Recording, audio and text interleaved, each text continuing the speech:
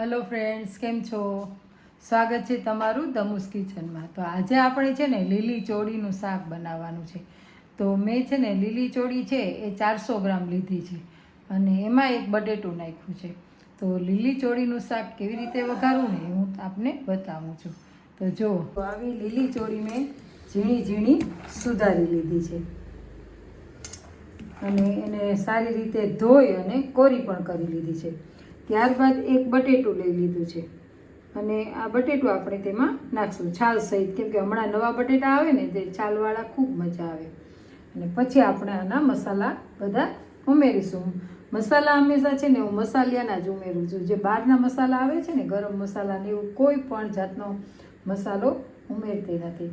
તો તેના માટે મેં છે ને ચોળી માટે તો મેં તેલ લઈ લીધું છે. હવે તેમાં રાઈ છે ને એ તતડવા લાગી છે, તો આપણે તેમાં જીરું પણ નાખી દઈશું. ચોળીના શાકમાં તમે રાઈ ન નાખો ને તો પણ ચાલે, પણ અજમો નાખો ને તો વધારે સારું ગુવારના શાકમાં. હવે આપણે હિંગ ઉમેરીશું, થોડી ચડિયાતી હિંગ ઉમેરી દઈશું. અને ત્યારબાદ છે ને જો તમે લસણ ખાતા હોય ને તો લસણ ઉમેરવું. આજે અમે લસણ નથી ખાવાના એટલે લસણ નથી ઉમેર્યું. તો બટેટા હવે ઉમેરી દઈશું.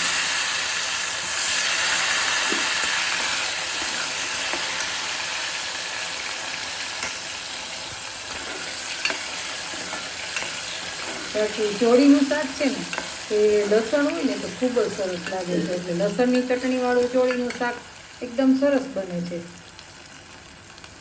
પણ જો કે તમે લસણ વગર પણ બનાવો ને તો પણ ખૂબ સરસ થાય છે. તો હવે આપણે ચોળી પણ એડ કરી દઈશું.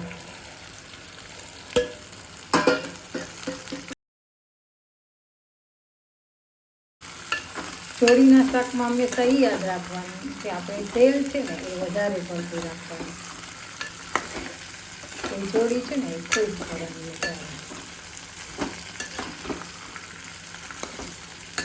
હવે આપણે થોડી વાર તેલમાં સાતળી લઈશું. હંમેશા બધા શાક છે ને એ તેલમાં સાતળવા ખૂબ સારા, કેમ કે તેની જે મીઠાશ હોય ને એમાં ચડી જાય ને તેલમાં, એટલે ખૂબ સ્વાદિષ્ટ શાક થાય. સીધું તમે પાણી નાખી દો ને તો એ શાક છે ને એ સ્વાદિષ્ટ ના લાગે. થોડી વાર આપણે એને ચડવા દઈશું. અને હવે આપણે તેમાં લાલ મરચું પાવડર,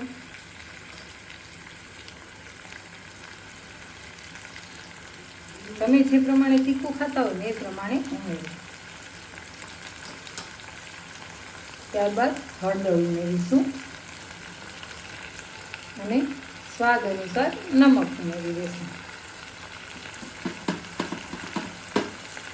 ચોળીના શાકમાં છે ને કોઈ દિવસ ખાંડ નહીં નાખવાની, કેમ કે જો તમે ગળાશ નાખો ને તો એ શાક છે ને સારું નથી, સ્વાદિષ્ટ ના લાગે. ચોળીમાં તમે ખાંડ કે ગોળ નાખો ને તો તે શાક છે ને સ્વાદિષ્ટ ના લાગે. હવે આપણે મસાલાની સાથે થોડી વાર સાતળી લેશું અને પછી તેમાં આપણે રસો ઉમેરીશું. જો એકદમ સંતળાઈ ગયું છે અને હવે આપણે તેમાં રસો ઉમેરીશું.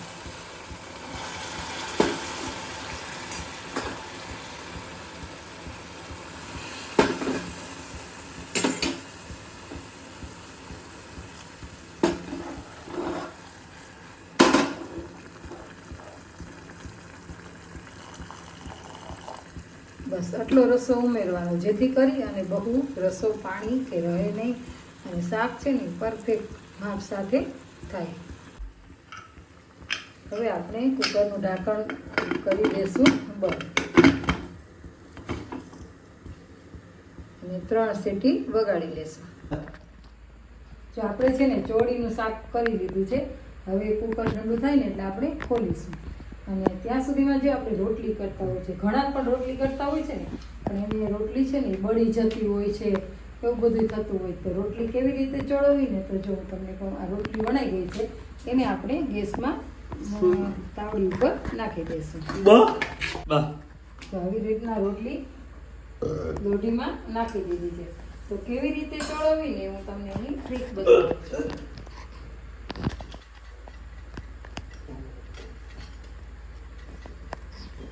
પહેલાં વહેલા છે ને આપણે એનું કાચું પડશે ને એ સેજ તમને અહીંયા દેખાય ને કે હા ફોડલા થવા માંડ્યા છે એટલે કાચું પડ પહેલાં આપણે વાળી લેવાનું.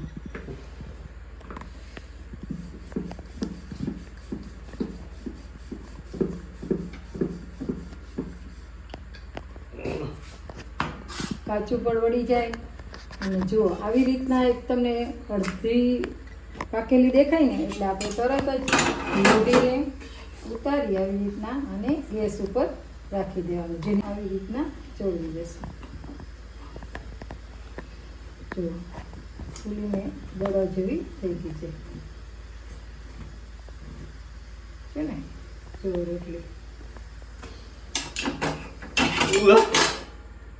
અને તમને એમ થાય કે ગેસ ઉપર ન ચોળવાય સીધી, તો આપણે કેવી રીતે ચોળવવાની છે એ પણ હું તમને એક રોટલી દ્વારા બતાવું છું.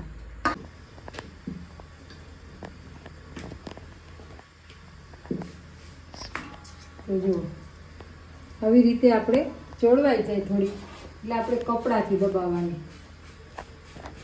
અને આવી રીતે ફેરવવાની અને પછી એને પલટાવી લેવાની. પાકી જાય ને નીચેનું પણ એટલે અને દબાવી લેવાની. જો રોટલી સરસ પાકી ગઈ છે.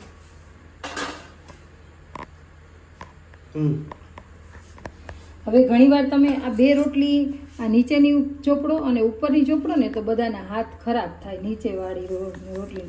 પણ આવી રીતે ચોપડી અને બીજી રોટલીને આપણે આવી રીતના ઊંધી કરી દેવાની. તો જો આપને આ વિડીયો પસંદ આવ્યો હોય ને તો વિડીયોને લાઇક, શેર અને સબસ્ક્રાઈબ કરી દેજો. અને ચોળીનું શાક તમને કેવું લાગ્યું એ જરૂરથી કમેન્ટમાં જણાવજો. હવે આપણે કુકર ખોલીને જોઈ લઈએ.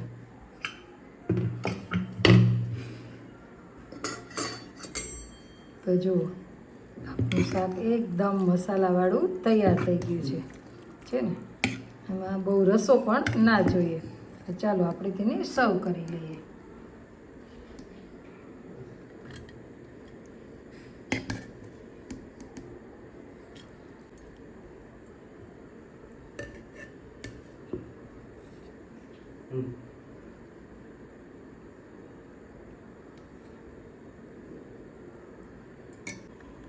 તો આપને આ શાક કેવું લાગ્યું ને એ કમેન્ટમાં ચોક્કસથી જણાવજો.